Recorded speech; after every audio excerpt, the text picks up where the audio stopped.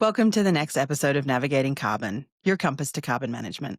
As always, I'm your host, Deb Ryan, and in this episode, I sat down with Flora Moon.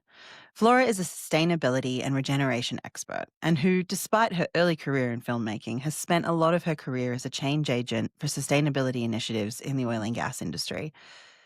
Flora and I talk about how we build consensus and adoption of ideas within some of these rigid structures, as well as how do you help specialized technical practitioners, for example, like engineers, think outside the box and give them permission to think creatively about solutions.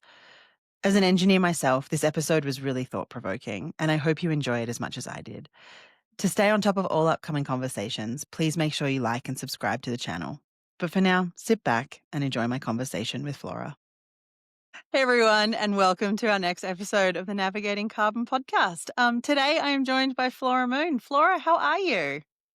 I'm doing great, thanks. Oh, I'm so excited to have you on today, to have a really fun, almost sort of philosophical conversation and stuff. Because you and I have very different backgrounds, but we've both worked in the energy space and in and around the energy space. Yeah. And so I'm really keen to get some of your learnings and insights around what that looks like and stuff like that. So for folks that haven't met you before, give us a little bit of background about your background, but also how did you even end up in the energy industry, in the energy space? Yeah. Well, I have a rather unusual background. I started out as a documentary filmmaker, but I was living on the East Coast and ended up falling in love with somebody who's in Houston. And Houston, as many people know, is the upstream capital of oil and gas. And I thought, well, hey, there's maybe something I can do there. And I had a specific idea, and it was to help the industry transform uh, using sustainability.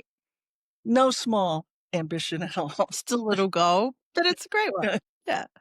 And I love, talk a little bit about your your background as a storyteller, right? Like doing film and stuff like that. Like it fascinates me in that regard because a lot of what we're doing around sustainability and environment, and even for the energy industry and stuff like that, it's all about storytelling and stuff. Like, how have you found that that has really translated into the work that you've done over your career, bringing in that really unusual skill set into the industry? Like, Yeah, well, my first couple of gigs were all about communications, and it was, the internet was still fairly young, and so I had both the technical skills and the storytelling skills and could do I'm not a great designer, but I could do a reasonable first draft of a design. And so that's how I started with the US Business Council of Sustainable Development, and, uh and it was because it was so new, and this was in the mid-2000s. Not a whole lot of people spoke sustainability, and particularly not in Houston. And, so friends of mine would go, "Well, you need to go talk to so and so." And as a result of that, I ended up at Halliburton, um, sort of talking with the chief operating officer's staff saying, "Okay, what is mm, sustainability?" And because people were frowning like it was this big, hairy deal, and I said, "Well, it could be a hairy deal, but it's really about stewardship, and if you actually take that to heart and think about stewarding the planet as you do your business, you are going to bring the company into sustainability." And a lot of people immediately relaxed, and we talked specifically, what does that look like? I love that though, like coming just from that, how do we have a conversation, right? How do we, and some of that's a little bit lost, I feel like, in the narrative right now. In terms of trying to be that kind of unusual change agent and some of that kind of stuff, then how did these conversations evolve? And, how did you sort of see the idea of sustainability really start to manifest in the people that you were working with and some of that kind of stuff as you were working with these teams? Yeah, well, I ended up in a one of the 4 major integrated oil companies in the country, and, when I first got there, you actually didn't use the S word. It was not really welcome. But I would let people know on an individual basis that I knew something about it, and if they wanted information, would talk about it. One of my managers, came to me one day, and he throws this magazine on my desk, and he goes, "How could they say this?" And it was the anti-company report. So they had just taken the annual report and did used their lens, and it and the company didn't show up so well. And he goes, "How can they say that?" And so I looked through it and I said, "Well, they actually took the numbers that we're touting and used their lens instead of the lens that our PR agency or advertising agency used, and this is what they came up with." And I think it wasn't in defense of what they did, it was just trying to unpack Yeah. what the story was that they were telling, and I think it helped him understand that, all a lot of this is marketing and PR, and it depends on what lens and what stakeholder group you're trying to get to, and so I remember speaking with my clients all about, well, what is the story we're trying to tell? That was always the story when we would come in and to architect even a week-long leadership meeting or a webinar about something. It was really, what do you want the takeaways to be? And we start with the end in mind. Yeah. And then did you see, like, through that sort of process and all this kind of stuff, like this idea of like, again, not, you talked about presenting yourself to people where like they could come and ask you questions and that you were an expert in these things. And, then just sort of really listening to, what they had, their concerns or, in this case with that executive, like what his concerns were and stuff. Like, did you find that that really helped to sort of break down some of these silos and some of these things that kind of, you said you couldn't even say sustainability when you first started talking Right. about this. Like, how did that really sort of start to help that narrative around that? Yeah, I think it does because what happens is that everyone inside the building assumed that if you said sustainability, you were angry and you blamed people in the building. And I remember with my first client, with my Halliburton client, people said, "How could you work for them? Or how could you take them on as a client?" And because they were being pilloried in the national press and didn't have a great reputation among liberals and client activists and climate activists. And I said, well, they're just like you and me. They have the same kitchen table concerns that we have. A lot of them want to figure out how to install solar panels or get more efficient cars. And so it's really understanding who the people are and what the institutions Mm. represent. And I said, being able to understand, yes, you are part of an institution, but you are also a human being. And so being enabled to talk about kitchen table concerns or issues in the workplace, I said, is not negative. Yeah. It actually would could inform and make you a better employee because you're bringing your whole self to work. Yeah. No, I love that because I mean, I've had the same thing through my career, right? Where friends and even family who are not in and around the industry are like, how could you do that or whatever? And yet when we go and hang out and chat and, like just have a beer or whatever it is, right? Like we're all just people. We've got a lot of the same kind of, philosophies on things and stuff like that. That's why they're my friends and stuff like Yep. that. So it's like, I love that. Like when the framing of that in terms of how to even just have a conversation. Like and again, it's almost like a lost art form right now. I don't know. I feel like there's a lot of finger pointing, but um it's because I assume you've copped a lot of criticism through your career from people, or have you? I don't know. I'm curious, and like, how have you dealt with that? Yeah. So I remember being there's a big it's one of the oldest sustainability gatherings and it's called Sustainable Brands. And it's I assume it evolved from marketing, but they decided that sustainability should be a major feature. And I showed up and was feeling pretty exposed. Um, and people were sort of, they either wanted to scream at me or find out what the hell I was doing there and what was I trying to do. Mm, There was a lot of suspicion. And I think inside these big companies, there's a lot of suspicion if you have the word sustainability attached to you in any way because they assume you're there to blow things up, mm. That makes right? sense. And so I think that understanding that people are just human, and so if you find a common place to start, you don't know where you're going to go, but just that willingness to start makes a big difference. And so I actually made some reasonably good friends that I'm still in touch with 20 years later, who we contact each other and understand what the state of sustainability is from our perspectives. That's really cool. And I think the piece that lack of trust is really like that people being suspicious and stuff like that, right? Because I think there is still a big lack of trust with fossil fuel companies and even industry more broadly and stuff around between industry and the general public and regulators and all this kind of stuff. So it's, that I think, and I'd be curious if you agree, but like the need for transparency, um, the need for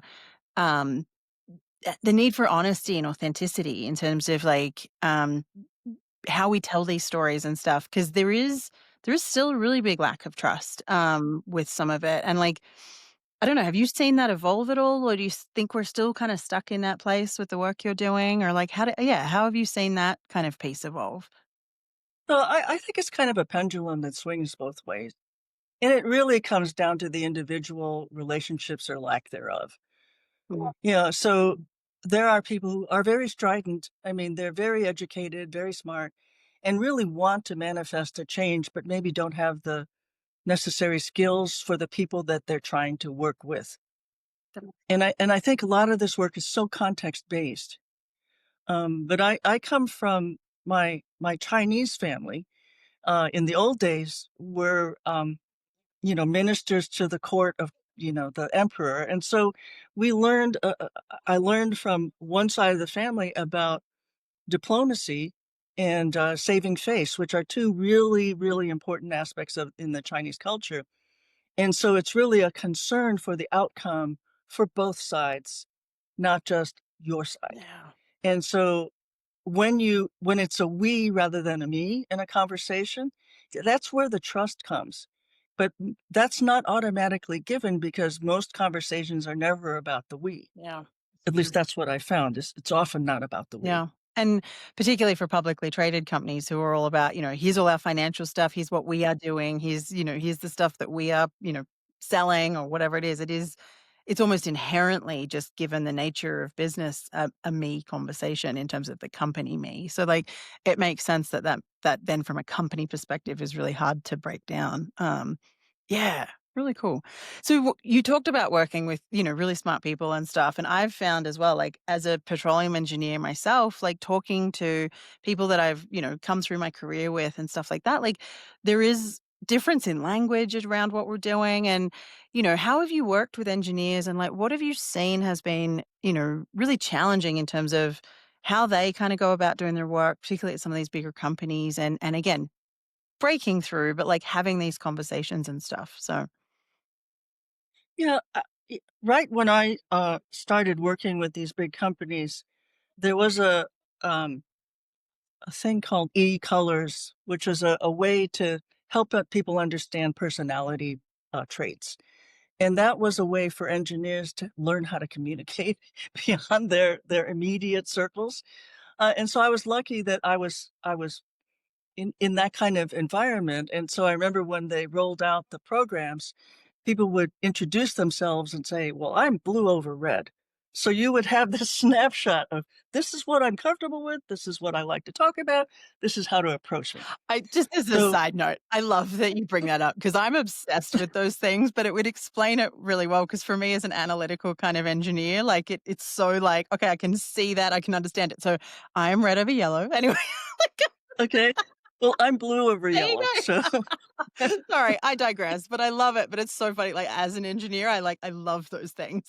the engineer loved the 4 by 4. So you could actually, if you can create a matrix that they can see themselves part of and where you might fit, all the bridges are That's built. awesome. Anyway, So, I digress. so no worries. So what I would try and do is get them when we would have these sort of difficult conversations. They were difficult not because they were intellectually difficult. I think they might have been emotionally and socially difficult because they had to be a little more flexible than they might normally Mm, be. So often I would try and make play a component of that and do just like in grade school, bright colors, candy, toys, lots of things to distract yourself if you're feeling nervous. Because we were trying to, I spent a lot of time in the internal consulting organizations helping those departments make things better internally through all of operations. So that was the remit. And, so they had to think beyond what they normally do and what they really know and extend their ideas beyond their known Mm. universe. And that's incredibly And threatening. really difficult for some of us as engineers, right? Like we're Mhm. specialists in some of these things. Like we've got our little blinkers on. We do this one thing. We do it really, really well. We get paid lots of money to do that. And like it's like laser focus almost. So like I can see how it and a lot of engineers are quite introverted and stuff because, and it's just Mhm. we are. I'm not, but like a lot of a lot of them are. And that's okay, right? But to your point, like figuring out how to break people out of that laser focus of that thing that they do. Again, like you said, super smart people, like wildly intelligent people, but like, yeah, real challenge. Like, Yeah, so creativity is not is a bonus, but it's not necessarily rewarded, mm, except if you've got a title that like innovation or the new technology organizations. If you don't have that title, don't necessarily have the license. So in these meetings, it was creating a safe space to say, I don't know, was the biggest thing, yeah, wow. or I'm not sure. Because, I think a lot of people are rewarded in the industry to say, well, I'm an expert and this is my opinion and I'm standing by it. Yeah. Even if they don't know, if I'm standing by it is the attitude. So if they can't stand firmly on ground that they know, they're not going to stand at all. So it's helping people figure out, well, how do you extend the trail a little bit? Because we were breaking lots of new ground. And so that's, you have to almost harken back to childhood when you were that imaginary explorer in the forest, looking for the hidden fortress. I mean, those are the kinds of quests that, especially if the industry's gonna survive, we have to be willing to make that transition happen by extending our comfort Mm. zones. And yeah, like thinking outside the box and being creative. Uh-huh. And to your point, like my experience with industry does not like failure. It's very risk adverse. And so it struggles adopting new technology and, new ideas and things like that until it has been absolutely, de-risked and all that kind of stuff. So like, yeah, like working in that very rigid structure. And there's reasons for that, right? We do huge operations that have Yep. huge safety implications and all this kind of stuff and things like that. And so there's lots of reasons for it, but like finding that safe space and that creative space for folks. Yeah, I get it. Like it's so important. And yeah, I love that. And I think also goes in as well as like allowing people to, break out of their very narrow sort of like like box and stuff like that. Like, did you see it also helped break down silos like between teams and some of that kind of stuff as well? Like, because we also do get very stuck particularly at some of these large companies in our division. Even if we work with the few people that are in our team outside of our specialty, we often don't work beyond that. So did you see that also was really effective? Oh, yeah, yeah, because when, this whole idea of digital twins and, modeling really took over, people had to collaborate. Mm, And instead of hoarding data just so that their department or their team could use it, they actually had to start sharing. And it took quite a while to understand, well, you speaking business language, what's the business case, yeah. right? What's the upside? Yeah. And you How use much all money of is this it going to make? jargon, Yeah. use all this jargon so that people feel like, okay, I'm not going to get in trouble for doing what I've been told is I shouldn't be doing. Because I don't know if mistrust is a corporate value, but you often see a lot of that even within, companies, and a lot of it has to do with the current situation where a lot of people are being forced to leave. And so sharing is this idea of making yourself vulnerable in multiple dimensions. But I've seen that I think a lot of especially the younger, petroleum engineers, they're fired up and willing to try anything because they want longevity in the industry, and, the only way that can happen is if the industry changes. And so if they can find a path to be part of that change or, lead the change, it doesn't matter what your label is, that you're willing to be part of that change. I think those are the folks who are gonna survive. So it was often the younger ones who either the younger ones or the ones who are ready to retire, right? The ones who are ready to retire go, "Okay, yeah, I'm game, let me try that." Yeah. And the younger ones say, "Well, okay, let me check if I'm safe. If I feel safe, yeah, I'm gonna try it." Yeah. So 2 ends of the That spectrum. makes sense. But yeah, I think it was moving. Yeah. Yeah. No, it really makes and like one of the things I know you and I have talked about as well is that like how do you then create those networks to like figure out how you're going to aggregate, and actually create change and stuff like that. Like how have you worked with teams and groups around that kind of concept? Like yeah, there might be one either close to retirement or young engineer or someone, and then how do they create that movement? How do they create that change? And what have you seen be really effective? Yeah, so there's sort of a corporate version of change, which is, "Here's the change, here's the deadline, make sure you get there." Right? And I spent a lot of my years being part of that change. I would say that through a professional association called Society of Petroleum Engineers, they're looking at change on a much longer term, so it's not a quarter, or it's not 6 months. It's how do we shift direction? And so in order to do that is to understand what are the dynamics of change, and some of it is there are obvious levers that the system isn't working well because the system you design gives you the outputs that you get. And so the system we design gives us lots of emissions and is terribly dangerous but it powers the world, right? It fuels, lights and heats the world. So if we need to redesign the system, which is a heck of a lot of work, first you have to get people to accept that that's what's needed. And it's like the uh, Kubler-Ross change curve. You start with denial, anger, fury, bargaining, because you're not going to go there. Yeah. And then you understand where people are on that curve, and the ones who are higher up the curve, who are ready, who admit that there is a need for change, you help them figure out, well, what does that change look like? Mm. And so often the early adopters are the blazers, and they're often influencers because they're the ones who are on the fast track. They immediately say, "Oh yeah, I see that opportunity. I'm going to go for it." Yeah. So you really understand what group dynamic look like, and it's really around the psychology of safety, a directionality. Top cover is good. So if an executive says, This is my favorite thing. I want it to be done, in this amount of time, but giving enough space so that it can actually happen." Yeah. So there is a trajectory of change that I say all people who work in the transformational change or change management sort of ascribe to.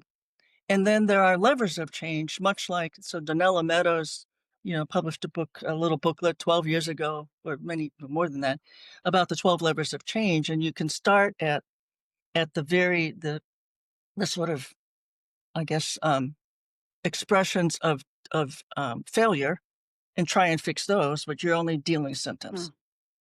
To the top level, which is changing the system or the mindset or you know, the higher level drivers of what is causing the system to work in this direction. I don't know if that's too No, I love that though. theoretical. And I think in terms of as well what you're talking about with like this acceptance of like and a whole conversation around like, okay, the world still needs fossil fuels, but how do Mhm, we change the system so that it can be more efficient and, yep, have a lower footprint and stuff like that versus just, and I see a lot of this just very stubborn, well, the world needs us, so why do we have to do anything different, right? Like, and they're way down the bottom of the curve in terms of what you're talking about. So I think it is really important to like, exactly what you're talking about. Like, how do we figure out how to meet people where they are?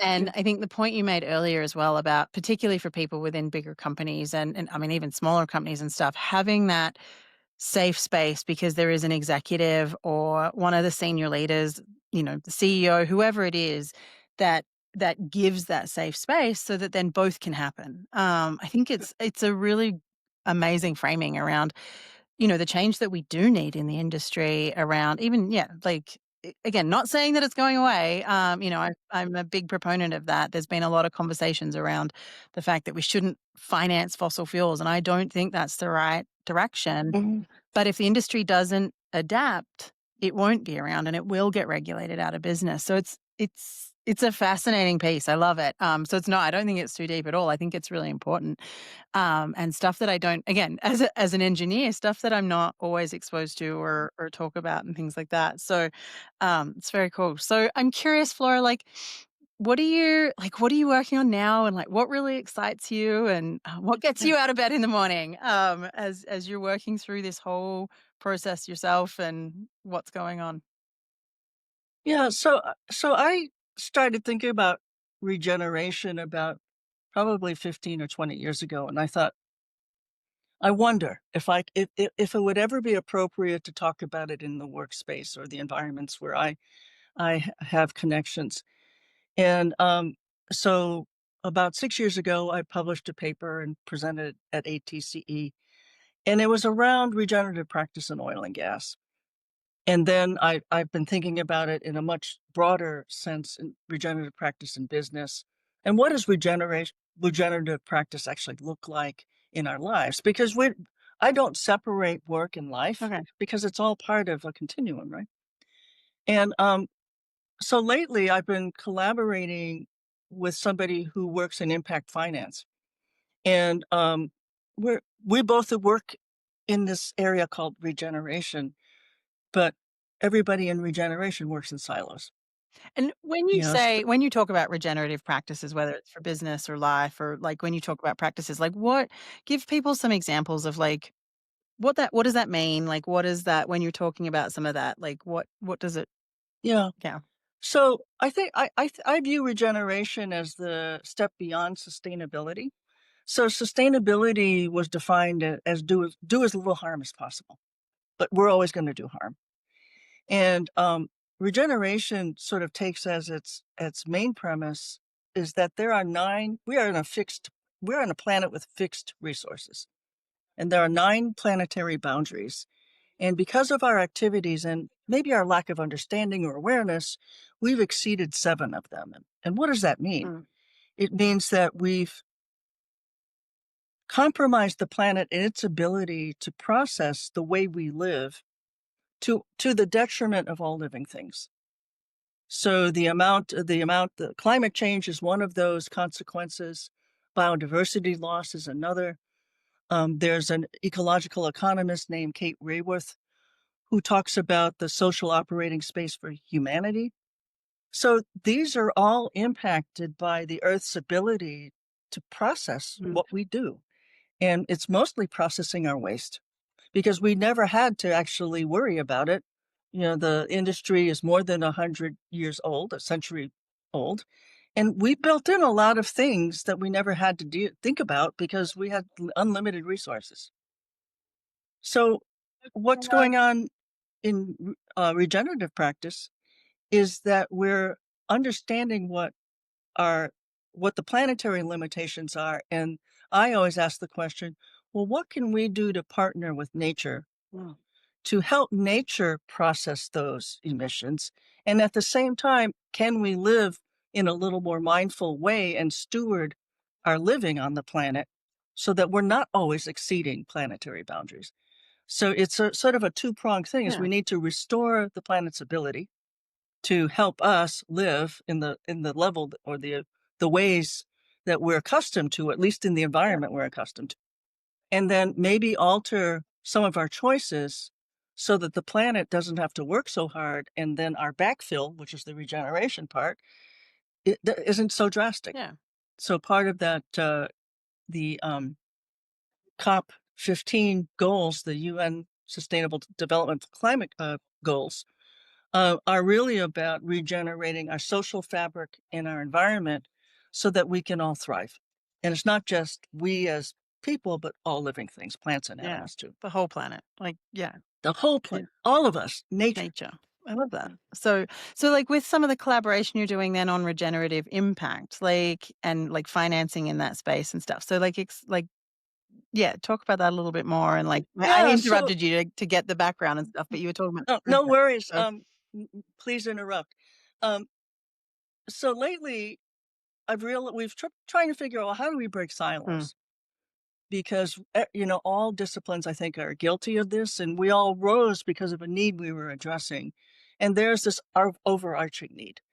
And the overarching need is not necessarily getting on the same page, but let's all go in the same direction.